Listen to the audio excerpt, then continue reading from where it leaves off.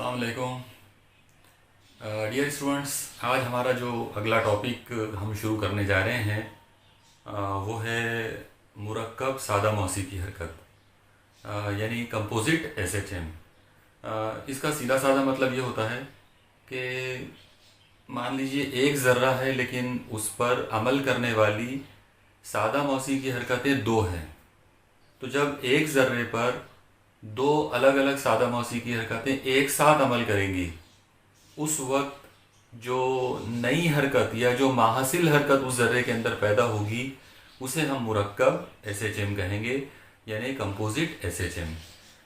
Composite SHM तैयार करने के लिए या इसकी स्टडी करने के लिए जो मेथड हम लोग यूज़ करते हैं, आमतौर पर हम लोग एनालिटिकल मेथड मतलब तज्ज़ियाती तरीका जो है वो हम इस्तेमाल करते हैं। यानी एक्चुअली ये एक मैथमेटिकल तरीका होता है जिसके अंदर हम मैथमेटिकल इक्वेशंस को सॉल्व करके एसएचएम जो है उसकी स्टडी करेंगे।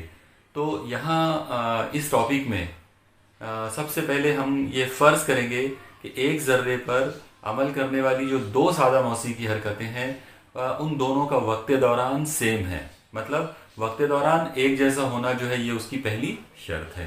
तो आइए देखते हैं कि एक मुरक्कब एसएचएम जो है वो किस तरह से बन सकती है। ओके, तो सबसे पहले हम यहाँ देखेंगे कि मान लीजिए कि एक ज़र्रे के ऊपर जो पहली एसएचएम जो इस पर अमल कर रही है उसका हटाव है x1।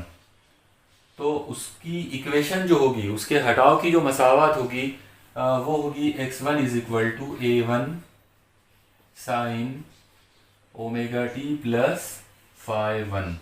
आप लोग देखिए यहाँ पर हमने ओमेगा जो है उसको 1 नहीं लिया क्योंकि हमने शुरू में ही बात किए थे कि वक्त दौरान एक जैसा है। जब दो एसएचएम्स का वक्त दौरान एक जैसा होगा तो उनकी ज़ाविये रफ्तार भी एक जैसी होगी, इसीलिए यहाँ पर ओमेगा जो है वो दोनों एसएचएम के लिए हम कॉमन लेने वाले हैं। a1 जो है वो एम्पलीट्यूड रहता है पहले एसएचएम का, और phi1 जो है वो इब्तिदाई हैयत है पहले एसएचएम की। इसी तरीके से अगर हमने दूसरी एसएचएम अगर लेते हैं, दूसरी सादा मौसी की हरकत, तो आ जाएगी x2 is equal to a2 sine omega t plus phi2। तो यहाँ पर a2 जो है वो दूसरी एसएचएम का है था और phi2 जो है वो दूसरी एसएचएम का हैयत का मुस्तकिल या इनिशियल फेज है। ओके, अब मान लो कि ये दोनों एसएचएम एक ज़र्रे पर एक साथ अमल कर रही हैं, तो ऐसी सूरत में जो माहसिल हटाव पैदा होगा उस ज़र्रे में वो होगा x is equal to x1 plus x2 के बराबर। ओके, अब अगर ये जो फॉर्मूला यहाँ लिखा हुआ है इसे हम कहते हैं इंतबाक का उसूल, यानी principle of superposition of waves.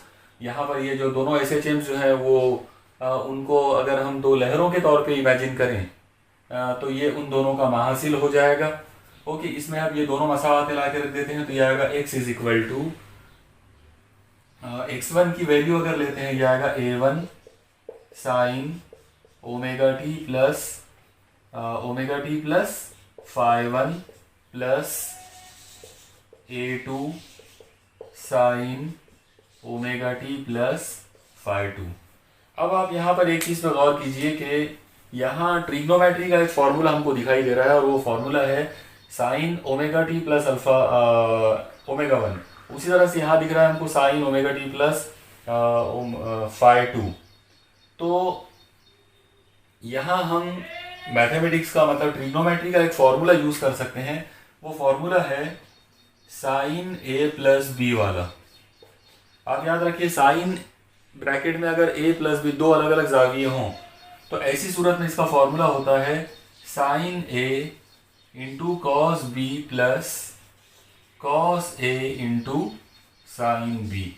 Okay, मतलब इस फॉर्मूले को अगर याद रखना है तो बहुत इजीली आप याद कर सकते हैं। साइन a प्लस बी है तो इसका जवाब क्या होगा, इसका ट्रिग्नोमेट्री का जो इक्विवेलेंट फॉर्मूला जो है वो होगा साइन a कॉस बी, यानी sine a into cos B plus cos a into sine B.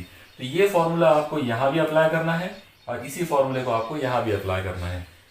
तो देखिए हम लोग सबसे पहले शुरू करते हैं पहले फॉर्मूले के अंदर। पहली इक्वेशन में अगर हम इसको अप्लाई करें तो यहाँ पर आप देखिए क्या हो सकता है, ये हो जाएगा x इज इक्वल टू यहाँ पर ये A1 और उसके बाद अब ये करली ब्रैकेट। आप लोग यहाँ पर ये वाली जो टर्म है, ये जो ओमेगा टी है, आप इसको A समझो और ये जो φ1 है इसको आप B समझो। तो ये साइन A प्लस बी जैसा हो गया।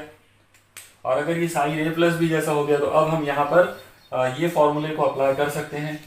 तो आइए देखें, अगर इसको अप्लाई किया जाए इस पर, ये फॉर्मूला क्या बनेगा। ये हो जाएगा साइन ए की जगह पर आएगा ओमेगा टी इंटू, उसके बाद है कॉस बी, जाहिर है ये हो जाएगा कॉस φ1। उसके बाद हम करेंगे प्लस, यहाँ पर प्लस है, फिर हमारे पास है कॉस ए, जाहिर है यहाँ पर एक कॉस ए का मतलब हो जाएगा cos omega t into sine B का मतलब हो जाएगा साइन φ1। तो करली ब्रैकेट क्लोज, इसके बाद प्लस, अब ये वाला प्लस आ गया, फिर A2 है, यह आएगा A2, फिर करली ब्रैकेट। अब आपको यहाँ पर ये जो हमारी जो आइडेंटिटी है, ये जो फॉर्मूला हमारे पास दिख रहा है नीचे वाला, इसको हमको यहाँ अप्लाई करना है। हमने ये A2 को बाहर कर दिए। अब साइन, इसको A समझो और इसको B समझो।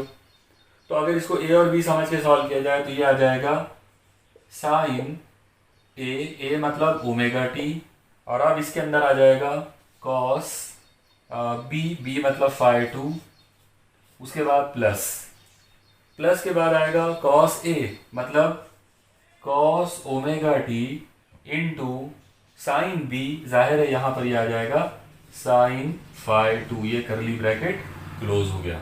तो इस तरीके से हमने ट्रिग्नोमेट्री की जो आइडेंटिटी है, जो फॉर्मूला है ट्रिग्नोमेट्री का, हमने उसको यहाँ पर अप्लाई कर दिए। अब आप लोग देखिए, इस फॉर्मूले को मज़ीद सॉल्व किया जा सकता है, हम इसको और आगे बढ़ा सकते हैं। तो अगर हम इसको और आगे बढ़ाएं तो ये कुछ इस तरह से हो जाएगा, x इज इक्वल टू, आप लोग ये A1 को अंदर ले सकते हैं। अगर A1 को अंदर ले लिया जाए तो यह आएगा A1, यहाँ पर आएगा sine omega t cos φ1 plus, इसी तरीके से ये वाला A1 यहाँ आ जाएगा, तो यह आ जाएगा A1 cos omega t into sine φ1। अब आप प्लस करके ये वाले A2 को अंदर लेते हैं यहाँ पर, तो ये आ जाएगा A2 sine omega t cos φ2 plus ये A2 यहाँ आ जाएगा, ये हो जाएगा A2 cos omega t sine φ2। Okay, तो इस तरीके से हमने ट्रिग्नोमेट्री का फॉर्मूला अप्लाई किया और उसको एक्सपांड कर दिया, और जो चीज़ हमको मिली वो कुछ इस तरह से है। आइए इसको और हम आगे सॉल्व करते हैं। अब आप जैसा देख रहे हो, आप इसको धीरे धीरे इस वीडियो को पॉज कर करके एक एक स्टेप को लिखते जाइए, क्योंकि काफ़ी बड़ी बड़ी स्टेप्स हैं। ओके, तो हर स्टेप को आप पॉज करके, वीडियो को पॉज करके जो है आप इसको लिख सकते हो। हाँ, तो अब आप आइए आगे आप देखिए, इसमें इस इक्वेशन के अंदर आप गौर कीजिए कि इसमें यहाँ पर साइन ओमेगा टी है और इसमें यहाँ पर साइन ओमेगा टी है। तो इन दो लोगों में से हम साइन ओमेगा टी को कॉमन निकाल सकते हैं। उसी तरीके से अगर हम ये वाली टर्म को देखें तो यहाँ पर कॉस ओमेगा टी है, यहाँ पर कॉस ओमेगा टी है, तो हम इन दोनों में से कॉस ओमेगा टी जो है उसको कॉमन निकाल सकते हैं। तो अगली स्टेप अगर हम करते हैं इसकी, तो यह आ जाएगा x इज इक्वल टू, अगर मैंने यहाँ से साइन ओमेगा टी को कॉमन निकाला, ओके, ये साइन ओमेगा टी को अगर इन दो टर्म्स में से, मतलब ये पहली टर्म और ये तीसरी टर्म में से कॉमन निकाले, तो यहाँ बचेगा A1 कॉस φ1 प्लस, यहाँ से अगर साइन ओमेगा टी चला गया तो ये बचेगा A2 कॉस φ2। ओके, ये करली ब्रैकेट क्लोज। तो इन दोनों में से हमने साइन ओमेगा टी को कॉमन निकाल लिए, प्लस यहाँ से आप कॉस ओमेगा टी को कॉमन निकाल सकते हैं। तो अगर यहाँ से कॉस ओमेगा टी को कॉमन निकाला जाए तो यहाँ पहले ब्रैकेट में बचेगा A1 साइन φ1 प्लस A2, यहाँ से कॉस ओमेगा टी कॉमन चला गया, यहाँ से बचेगा A2 साइन φ2। ओके, तो आप बराबर इस स्टेप को वीडियो को पॉज करके जो है वो लिख लीजिए, हर स्टेप को आप बराबर लिखते जाइए। चलिए अब हम और आगे बढ़ाते हैं इसको। सपोज करते हैं कि ये हमारी इक्वेशन नंबर 1 है। अब आप इस इक्वेशन में एक चीज पे गौर कीजिए कि यहाँ पर a1 उसी तरीके से a2 उसी तरीके से phi1 और phi2, ये जो चार अलामतें आप लोग देख रहे हो, ये चारों अलामतें कांस्टेंट है। a1 जो है वो हैता है पहली SHM का, phi1 जो है वो फेज कांस्टेंट है यानी इनिशियल फेज या हैयत का मुस्तकिल है पहले SHM का, a2 जो है वो हैता है दूसरी SHM का, और phi2 जो है वो हैयत का मुस्तकिल है दूसरी SHM का। इसका मतलब ये हुआ कि ये सब लोग कांस्टेंट्स हैं, और अगर ये सब लोग कांस्टेंट्स हैं तो हम इनको हटाकर एक जनरलाइज्ड अलामतें इस्तेमाल कर सकते हैं। मान लीजिए कि हम इन दो लोगों को हटाकर या इनकी जगह पर या इनके माहसिल के तौर पर हम एक नई अलामत R ले लेते हैं, यानी रिजल्टेंट एम्पलीट्यूड माहसिल हैता, और उसी तरह से हम इन दोनों को हटाकर यानी हैयत का जो मुस्तकिल है इसको हटाकर हम एक जनरलाइज्ड अलामत डेल्टा इस्तेमाल कर लेते हैं, मतलब एक जनरलाइज फेस कांस्टेंट। ओके, तो अगर हम R और डेल्टा इन चार लोगों को हटाकर अगर हमने R और डेल्टा ये जनरलाइज्ड अलामतें अगर हम इस्तेमाल करें तो हम यहाँ पर इस इक्वेशन को देकर यानी इक्वेशन नंबर 1 जो हमारे सामने दिख रही है इसमें हम दो मसावतें बना सकते हैं, दो इक्वेशंस हम अलग से बना सकते हैं। आप लोग देखिए जो पहला ब्रैकेट आप देख रहे हो मतलब a1 cos phi1 plus a2 cos phi2, इसको हटाकर अगर हम यहाँ पे जनरलाइज तरीके से हम लें तो हम इसको ले सकते हैं r। अब क्योंकि ये कोसाइन वाला फंक्शन है इसलिए यहाँ cos और ये आ जाएगा डेल्टा। ओके, यानी इसकी जगह पर a1 cos phi1 plus a2 cos phi2 की जगह पर हम लोग यहाँ पर ले सकते हैं r cos डेल्टा। ऐसे ही हम लोग a1 sin phi1 plus a2 sin phi2, इसको हटाकर जनरलाइज्ड तरीके से अगर हम इसको बात करें तो यहाँ पर हम ले सकते हैं r sin डेल्टा। ओके, अब अगर हमने इस ब्रैकेट की जगह पर मतलब इस टर्म की जगह पर r cos डेल्टा और ये वाली क्वांटिटी की जगह पर r sin डेल्टा लिया तो इक्वेशन नंबर 1 हमारी जो बनेगी वो कुछ ऐसी बन जाएगी, x इज इक्वल टू, आप लोग गौर कीजिए, साइन ओमेगा टी, और अब उसके बाजू में ये पूरा ब्रैकेट है तो इसकी जगह पर आप ले सकते हैं r cos डेल्टा, तो r cos डेल्टा प्लस दूसरी टर्म है cos ओमेगा टी और ब्रैकेट है तो ब्रैकेट की जगह पर आ जाएगा r sin डेल्टा। ओके, आप लोग देखिए काफी बड़ी बड़ी स्टेप्स हैं इसलिए दोबारा से गौर कीजिए इस पे। हमने दो इक्वेशंस को सॉल्व करके पहले यहाँ तक हम पहुंच गए थे, a1 cos phi1 plus a2 cos phi2, इसको हटाकर हमने जनरलाइज तरीके से r cos डेल्टा ले लिए। ऐसे ही हम लोगों ने a1 sin phi1 और प्लस a2 sin phi2 की जगह पर जनरलाइज r sin डेल्टा ले लिया और वो कुछ इस तरह से हो गया। ओके, अब आप देखिए इन दो इक्वेशंस, ये जो लास्ट वाली जो इक्वेशन हमारे पास दिख रही है इस आखिरी इक्वेशन में से आप r को कॉमन निकाल सकते हो।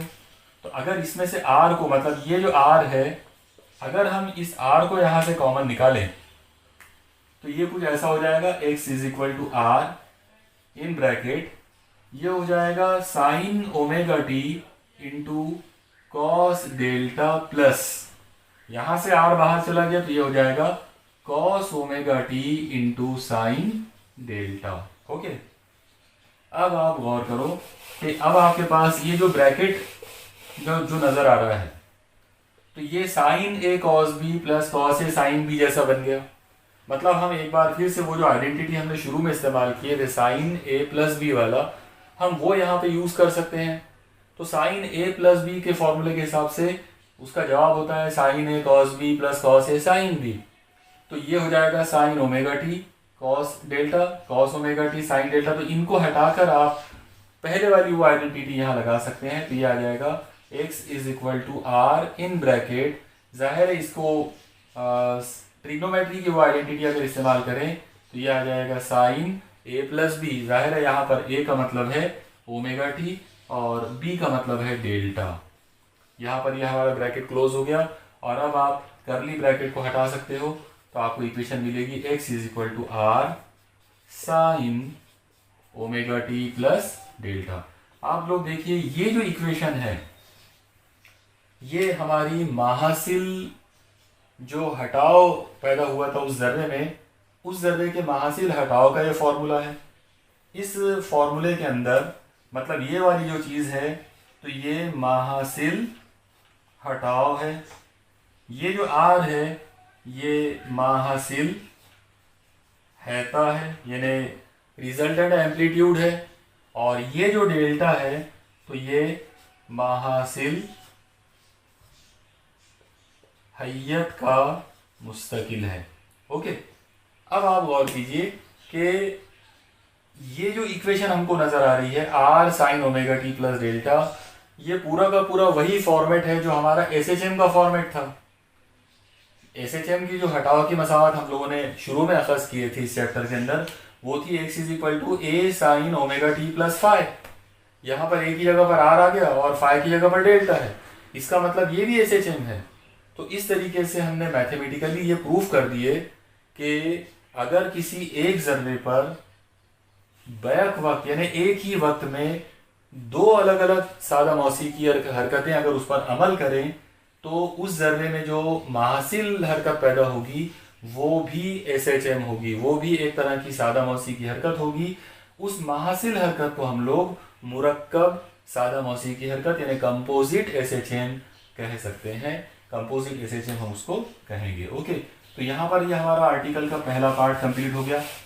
अब हम यहाँ पर इसी टॉपिक को थोड़ा सा और आगे बढ़कर सॉल्व करेंगे। आप लोग देखिए हमने अभी इस इक्वेशन को लाने के लिए जनरलाइज्ड इक्वेशंस को, जनरलाइज्ड अलामतों को इस्तेमाल किया था, जिसमें से एक था आर और एक था डेल्टा। आर यानी रिजल्टेंट एम्पलीट्यूड यानी महासिल हैता, और डेल्टा जो है वो रिजल्टेंट फेज कांस्टेंट है मतलब महासिल हैयत का मुस्तकिल है। तो अब हम पहले आर के लिए इस इक्वेशन को सॉल्व करेंगे।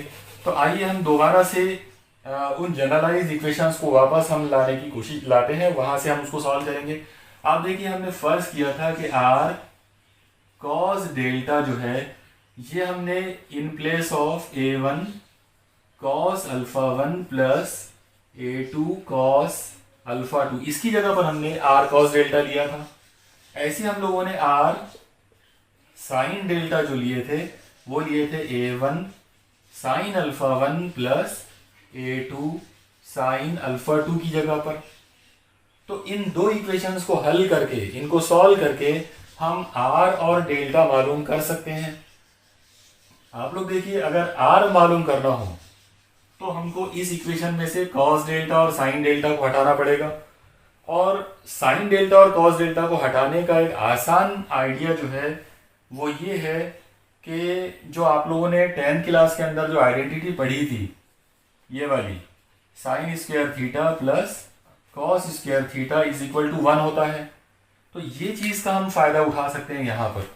अगर हम इस टर्म का स्क्वायर कर डालें तो ये हो जाएगा R square cos square delta, इसका अगर स्क्वायर कर डालें तो ये होगा R square sine square delta, और अगर दोनों को ऐड कर दें तो आर स्क्वायर कॉमन निकल जाएगा और ये बचेगा cos square delta plus sine square delta, और वो हो जाएगा 1। यानी इस तरीके से हम इनको गायब कर सकते हैं।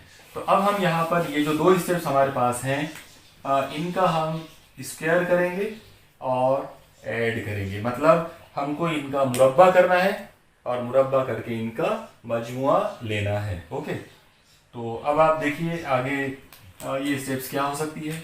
अगर हमने पहली इक्वेशन का स्क्वायर किए ये हो जाएगा R square cos square delta, और इसमें मिला दिए square of left side of second equation, मतलब ये वाली इक्वेशन का स्क्वायर।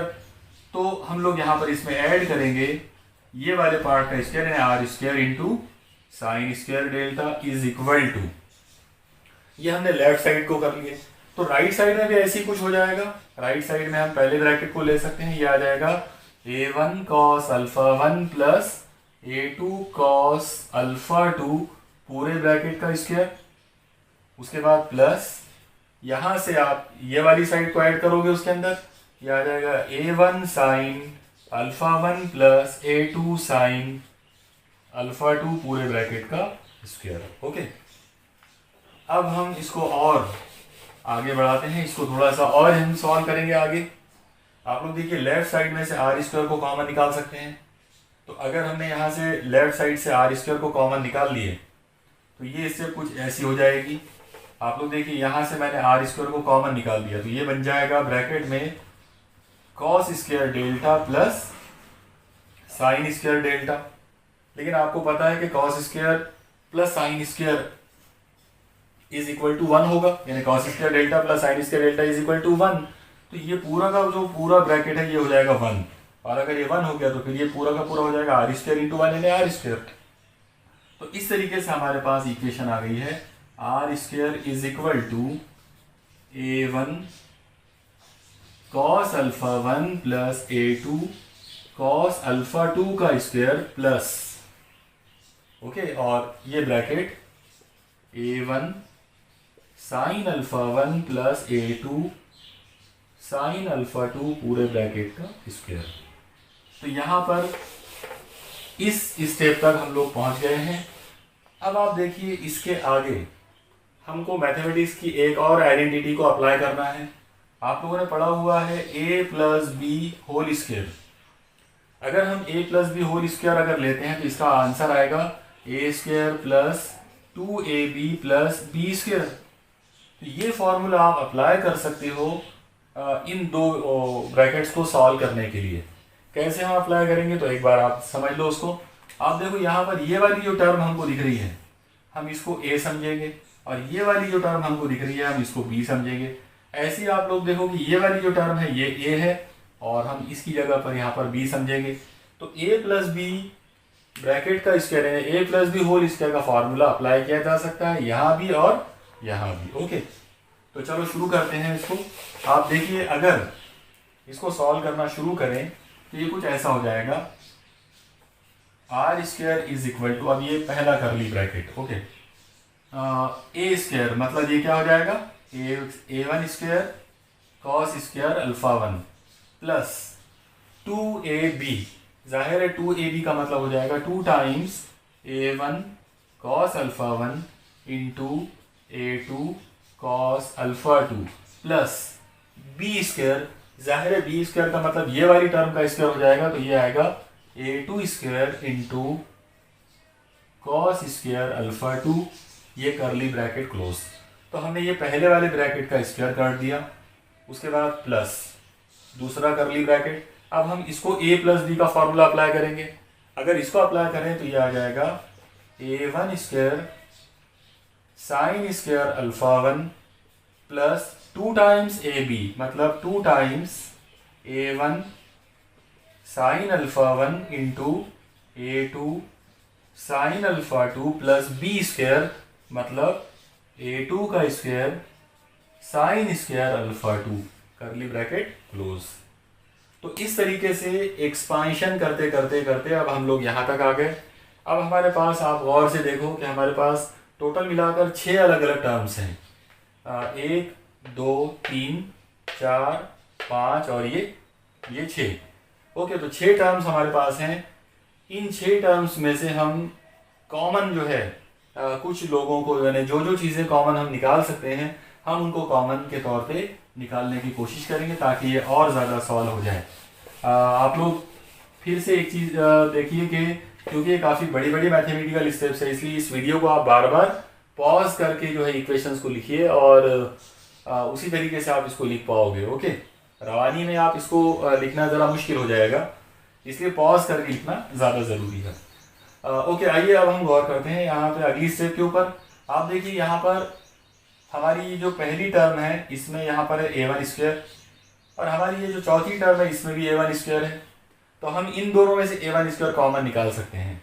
ओके, तो अगर हम अगली स्टेप पर आते हैं R square is equal to, अगर हमने A1 स्क्वायर कॉमन निकाला तो यहाँ से बचेगा कॉस स्क्वायर अल्फा 1 प्लस यहाँ से बचेगा sign square alpha 1, bracket close. Okay, ये इन दोनों में से हमने A1 स्क्वायर को कॉमन निकाल दिए। ओके, इसके बाद प्लस, अब आप देखिए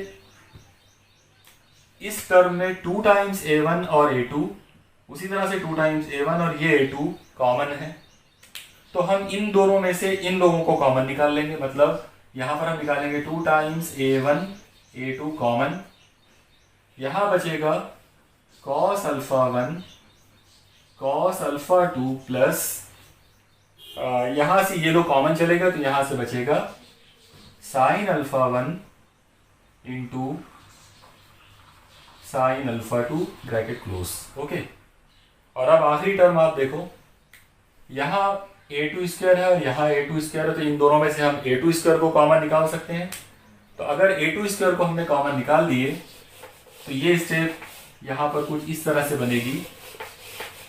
आप लोग देखिए क्या हो सकता है इसमें, प्लस a2 स्क्वायर, पहले वाली जो ब्रैकेट थी वहां से हम ले सकते हैं cos square alpha 2 plus last वाली में से हम ले सकते हैं साइन स्क्वायर अल्फा 2। यहाँ पर हमारा ये ब्रैकेट स्क्वायर ब्रैकेट कंप्लीट हो गया। ओके, तो एक बार फिर से आप देखिए कि क्या हुआ। हमने टोटल मिला के जो 6 अलग अलग जो टर्म्स थे उनमें से पहली और चौथी टर्म में से a1 स्क्वायर कॉमन निकाले, दूसरी और पांचवी टर्म में से हमने 2 टाइम्स a1 a2 कॉमन निकाले, और तीसरी और छठी टर्म में से a2 स्क्वायर कॉमन निकाले। जो लोग बच गए वो इस ब्रैकेट में हैं। ओके, अब आप गौर कीजिए, आगे इसको सॉल्व किया जा सकता है और भी। ये आ जाएगा R square is equal to a1 square. अब आप देखिए ये वाला bracket cos square plus sine square, तो जब भी cos square plus sine square आएगा जाहिर है उसका आंसर होगा 1, अगर वो एंगल सेम है तो cos square alpha 1 plus sine square alpha 1, जाहिर है आंसर आ जाएगा 1। तो ये पहला ब्रैकेट 1 बन गया, प्लस इसके बाद 2 टाइम्स a1 a2 ब्रैकेट। अब आप यहाँ पे इस पे गौर करो, cos alpha 1 cos alpha 2 plus sign alpha 1 sign alpha 2। तो ये जो फॉर्मूला है ये ट्रिग्नोमेट्री की एक आइडेंटिटी है। एक्चुअली ये फॉर्मूला है cos a माइनस बी का, तो क्योंकि cos a माइनस बी जो होता है वो होता है cos a cos b plus sine a sine b। तो इस लिहाज से अगर हम बात करें तो ये जो चीज़ है, ये जो पूरा ब्रैकेट है, ये बन जाएगा cos alpha 1 minus alpha 2 cos a minus b। Okay, अब आप गौर करो, ये हमारा सेकंड ब्रैकेट आ गया। उसके बाद प्लस अब यहाँ पर आ गया a2 स्क्वायर, तो a2 square in bracket cos square plus sine square, जाहिर है ये हो जाएगा 1। तो इस तरीके से स्टेप्स जो है वो हल होते होते यहाँ तक पहुँच गए।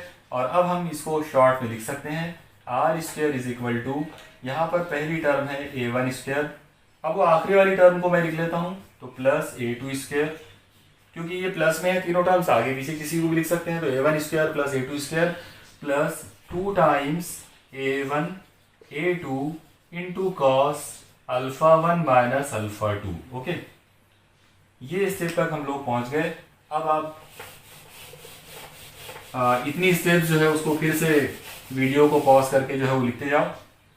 आखिरी स्टेप आर का स्क्वायर है, अगर हमने ये स्क्वायर हटा दिए तो ये बन जाएगा आर इज इक्वल टू, जाहिर है जब भी हम इधर का स्क्वायर हटाएंगे उस साइड में अंडर रूट आ जाएगा, तो यहाँ पर एक ऐसा बड़ा अंडर रूट आ जाएगा क्योंकि काफ़ी बड़ी टर्म है। ये हो जाएगा a1 square plus a2 square plus 2 times a1 a2 cos alpha 1 minus alpha 2। तो आप लोग देखो ये जो फॉर्मूला आपके सामने अभी दिख रहा है ये हमारे माहासिल हैयत के मुस्तकिल का फॉर्मूला है, यानी रिजल्टेंट एम्पलीट्यूड का। अब इस रिजल्टेंट एम्पलीट्यूड का ये जो फॉर्मूला यहाँ तक अभी हम लोगों ने अखज़ किया, ये फॉर्मूला जो है इसको बेस बनाकर हम अलग अलग केसेस बना सकते हैं। आप लोग देखिए इसके अंदर अलग अलग जो केस बनेंगे उसमें से पहला केस हम ले सकते हैं अल्फा 1 माइनस अल्फा 2 की जगह पर 0। ओके, मान लो कि अल्फा 1 माइनस अल्फा 2 जो है वो 0 है। जाहिर है अल्फा 1 माइनस अल्फा 2 जो है, अल्फा 1 जो है वो पहली एसएचएम का फेज है, अल्फा 2 जो है वो दूसरी एसएचएम का फेज है, और यहाँ पर उन दोनों का डिफरेंस 0 है, मतलब ये दोनों सेम है। ओके, इसका मतलब ये क्या हुआ, अगर आपने अल्फा 2 को उधर लेकर चले गए तो ये क्या हो जाएगा, alpha 1 is equal to alpha 2। मतलब ये कि अगर दोनों जो सादा मौसी की हरकतें हैं वो बिल्कुल एक जैसे फेज में हैं, तो अगर दो सादा मौसी की हरकतें बिल्कुल एक जैसे फेज में होंगे तो अल्फा 1 माइनस अल्फा 2 0 लेना पड़ेगा, और अगर इनको 0 लेना पड़ेगा तो फिर ये हो जाएगा cos alpha 1 minus alpha 2 is equal to cos 0, और कॉस 0 की वैल्यू 1 होती है। ओके, तो पहला जो केस हमारा बनेगा वो आ जाएगा R is equal to under root a1 square plus a2 square plus 2 times a1 a2 into cos alpha 1 minus alpha 2, और कॉस अल्फा 1 माइनस अल्फा 2 1 है, इसका मतलब यहाँ पे 1 है, 1 लिखने की जरूरत ही नहीं है। ओके, अब आप गौर से देखो, ये जो फॉर्मूला है a1 square plus 2 a1 a2 plus a2 square, ये एक्चुअली फॉर्मूला है a plus B whole square का, यानी a1 plus a2 whole square का फॉर्मूला। तो इसको आप सॉल्व करके ऐसा ले सकते हो, r is equal to under root in bracket a1 plus a2 पूरे ब्रैकेट का स्क्वायर, और अगर अंडर रूट में से स्क्वायर को निकाल दिया जाए तो फॉर्मूला बचेगा r is equal to a1 plus a2।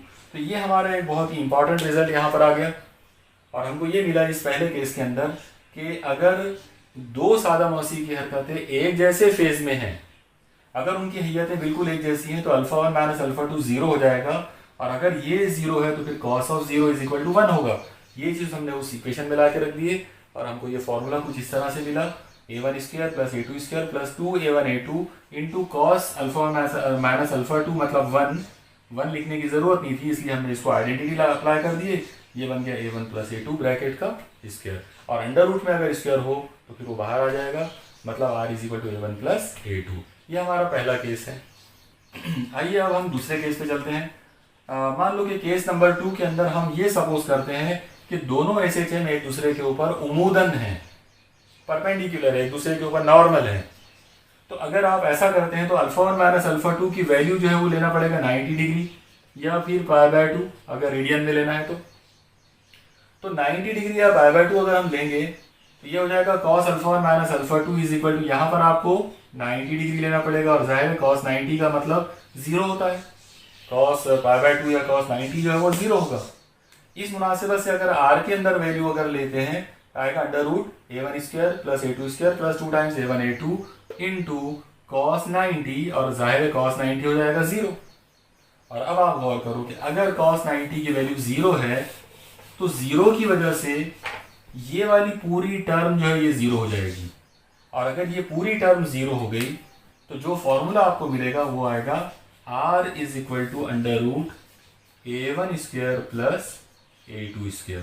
तो ये हमारा फॉर्मूला रहेगा रिजल्टेंट एम्पलीट्यूड का, मतलब माहासिल हैता जो है उसका फॉर्मूला ये वाला रहेगा। लेकिन कंडीशन क्या है कि अगर हैयत का मुस्तकिल जो है वो 90 डिग्री, हैयत का जो फर्क है वो 90 डिग्री होना, फेज डिफरेंस जो है दो SHM में वो 90 होना चाहिए। ओके, यहाँ पर आप थोड़ा सा और एक चीज़ पे गौर कर सकते हो कि अगर आपने ये स्क्वायर रूट अगर हटाना है तो इसको स्क्वायर करना पड़ेगा। तो हम इसको ऐसा इमेजिन कर सकते हैं यहाँ पर कि अगर इसको स्क्वायर कर दिया जाए तो जाएगा r square is equal to a1 square plus a2 square. और अब अगर इस पर अगर थोड़ा सा गौर करें तो ये हमारा पाइथागोरस प्रिंसिपल है, जिसे आपने उर्दू में फिसागोरस का मसले के नाम से पढ़ा हुआ है।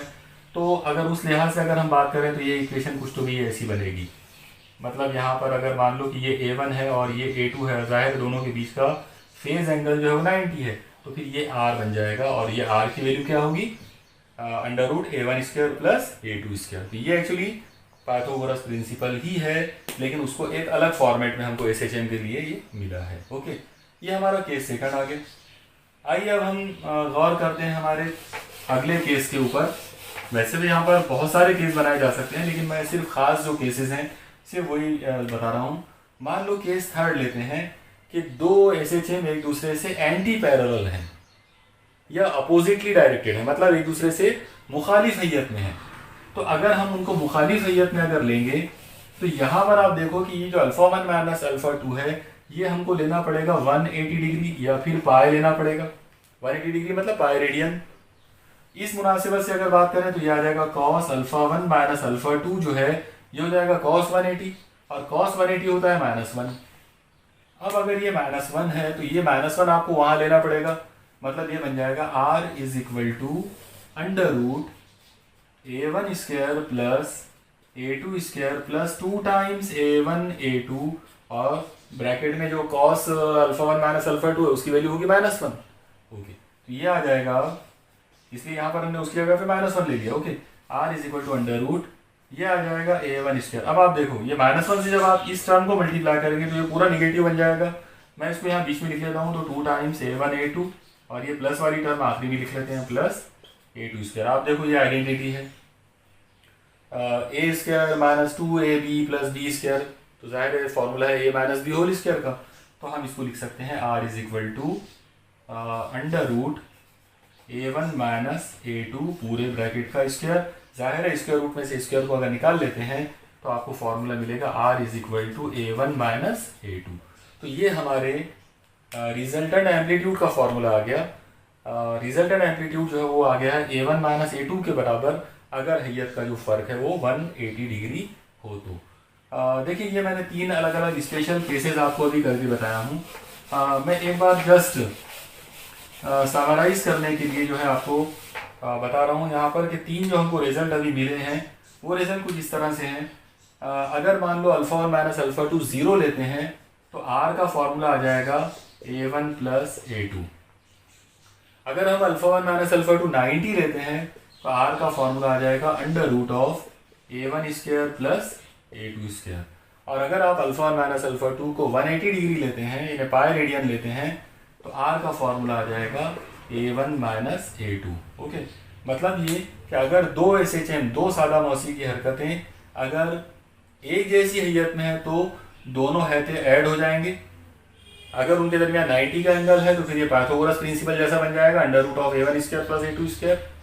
और अगर दो लोग एंटी पैरेलल हैं, एक दूसरे से मुखालिफ हैं, अपोजिटली डायरेक्टेड हैं, तो ऐसी सूरत में आउट ऑफ फेज होने की सूरत में जो रिजल्टेंट एम्पलीट्यूड आएगा वो आएगा a1 माइनस a2 के बराबर। ओके, अब हम यहाँ पर हमारा ये रिजल्टेंट एम्पलीट्यूड वाला जो टॉपिक है ये कंप्लीट हो गया आर का। अब हम और एक चीज़ पे गौर करेंगे क्योंकि हमने 2 जनरलाइज्ड अलामतें इस्तेमाल करे थे, एक था आर और एक था डेल्टा। एक बार फिर हम वो पुरानी इक्वेशंस पे चलते हैं जहाँ से हमने शुरू किया था।